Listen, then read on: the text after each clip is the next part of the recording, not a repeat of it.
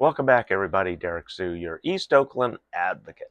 Well, today I want to talk about one of the groups that I'm associated with, and I've been a long time member of the HAWG group of Oakland, Homeless Advocacy Working Group. And what we are the main body, the main parent is Shelter Oakland, shelteroak.org, SHELTEROAK.org, shelteroak.org. And who we are, we're a coalition of business owners, Oakland residents, city politicians, which are the city council members, and lawyers, architects, and many others who are all here to help with the solutions for our homeless population here in Oakland for the past, present, and the future. And we're all concerned. We're trying to find the most logical and a solution that makes sense and also financial sense in this issue, the homeless issue that we've had. And this isn't just an issue here in Oakland, it's an issue all across America. So nobody in the past decade has come up with a solution that has been sustainably viable because one of the problems that we keep encountering is that a lot of those solutions are single solutions rather than being a multitude of types of solutions. It offers only one, and that one works for nobody. It only works for the people who aren't homeless and for the ones who are creating these supposed solutions that actually end up harming more people than they end up helping. And so we attend the city council meetings and a special meeting here, which is called Life Enrichment here in Oakland. And Life Enrichment deals with a lot of the quality of life issues here throughout Oakland and the homeless issue. This past week, we had a representative from the city of Oakland, longtime employee of the city of Oakland, Latonda Simmons, and currently she's in charge of the homeless services. She's been doing this job off and on for many years now, so she does bring a level of knowledge, past knowledge, forward with us. However, she is not a certified social worker, and so that creates a very big problem. All of the previous City of Oakland Homeless Services folks, they left.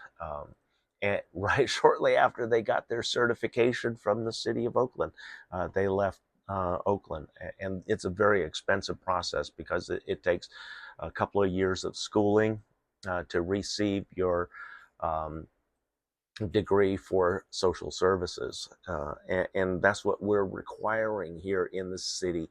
That was one of the demands that us from HAWG actually are requiring city staff that work with the homeless to have to be certified as social workers, not just any worker, because we've seen what has happened to Oakland in the past when they weren't certified, and there's a extremely high level of abuse from all of the agencies, the third-party intervention agencies.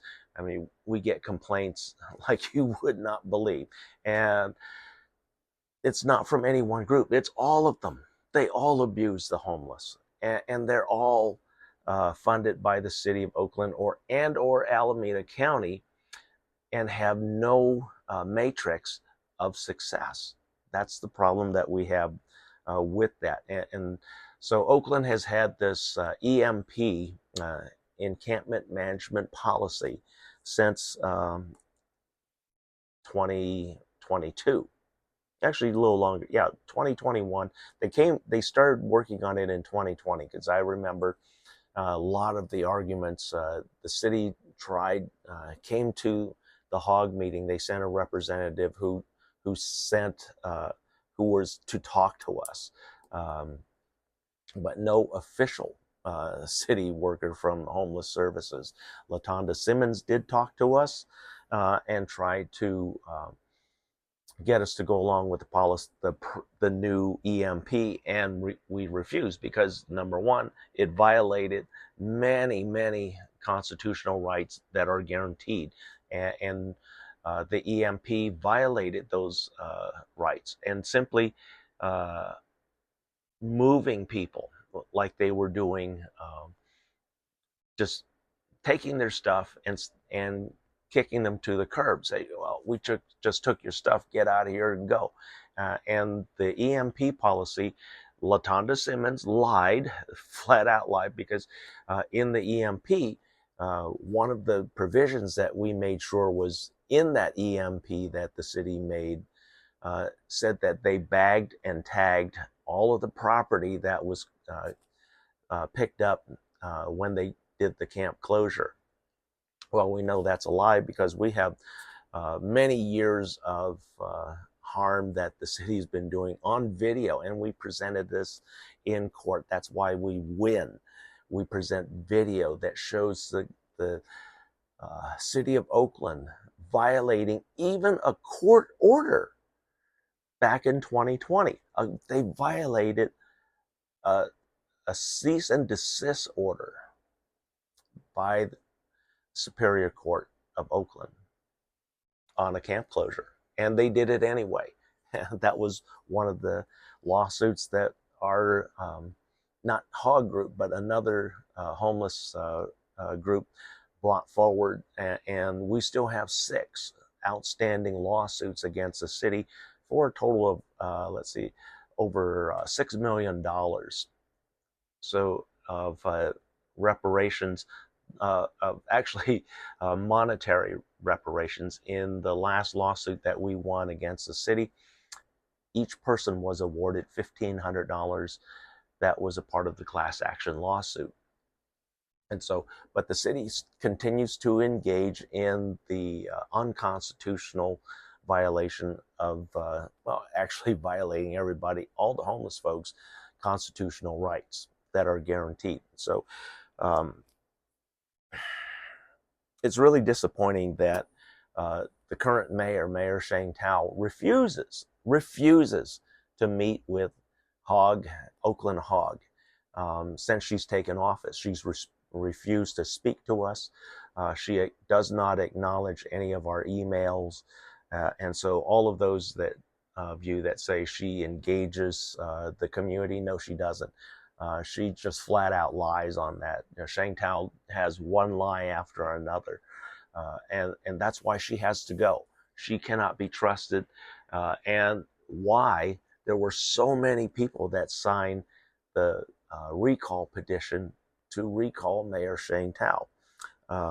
And the HAWG group, we have not supported her. We find a lot of her policies very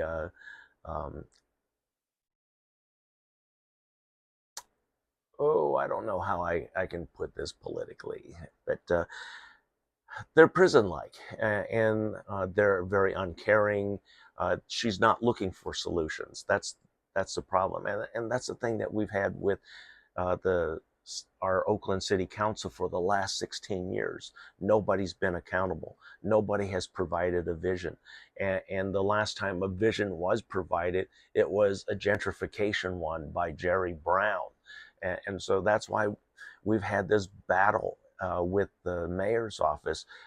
The city of Oakland, people of color, will not, and I stress, will not approve another white candidate. Period. That's the general feeling of the city of Oakland. We will not put another white candidate in power again because of what Jerry Brown did. He killed off a whole lot of projects.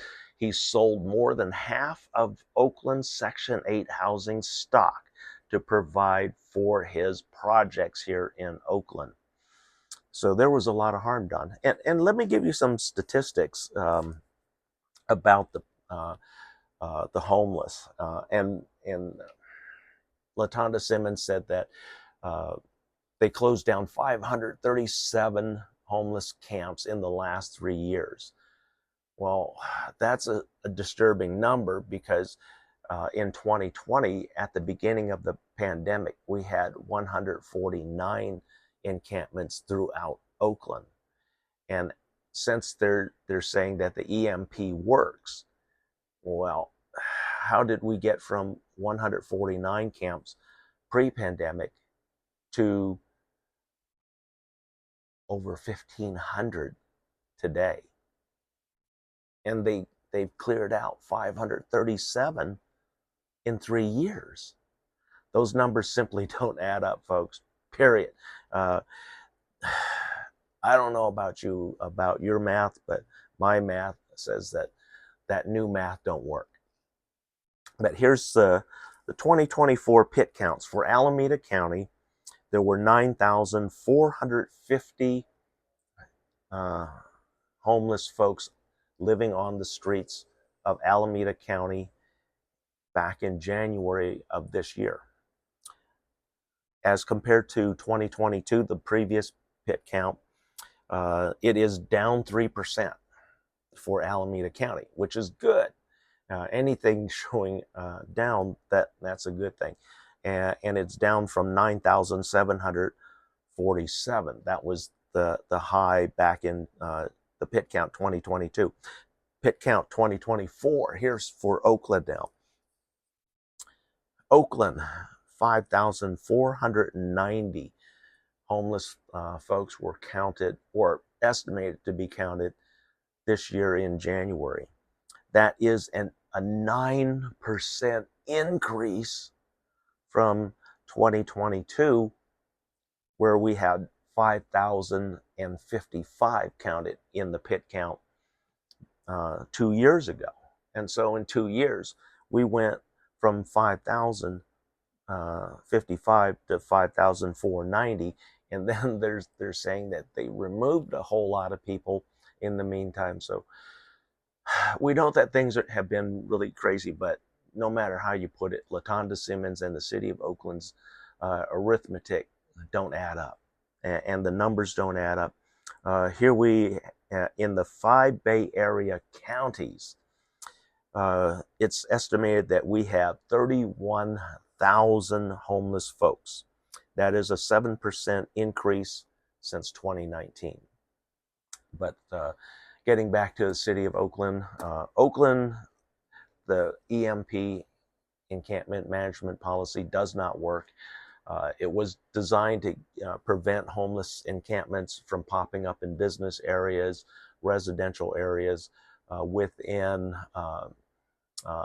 hundreds of feet of schools, especially elementary schools and centers. But yet, Oakland doesn't have the police force to keep up with that. And we know that. And that's one of the elements that the city won't tell you about. They don't have the police force to enforce all of the encampment closures, because within not even 24 hours of one of those encampment closures, the homeless return. And if they don't return there, they're distributed throughout Oakland. How do I know? Because when Oakland closed down an encampment not too far from here, only a couple of miles from here, on Leet Street, L-E-E-T Street, out by off of Hagenberger. Well, a lot of those homeless residents simply moved their trailers and their stuff literally outside my doors. It's become such a fiasco out here nowadays, and it's become so dangerous that my business suffered a catastrophic loss. That's all my employees walked out on May 10th because of the dangerous conditions that we have here in the city of Oakland. We have their cars being broken into, their catalytic converters being cut off by these people that have moved into the neighborhood. We didn't have this bad of a crime previously. Now we have constant burnouts and loud booming music 24/7. It doesn't stop. Quality of life here in this neighborhood dropped 100% in just the last 90 days. So there's some real serious problems that Oakland needs to deal with. I have a plan and many plans that I've been talking about. And this is just the start. Give me 100 days as your new replacement Oakland mayor, and you're going to see everything change here in Oakland. And it's going to change for the better. Crime is going to go way down. We're going to see a huge drop in the homeless because they won't be homeless anymore. We're going to see living wages return back to Oakland, and we're going to create new districts of entertainment and business. So we're looking at a whole different city of Oakland, and I'll tell you why and how this is going to happen when we come back. Thanks for joining me. We'll be right back.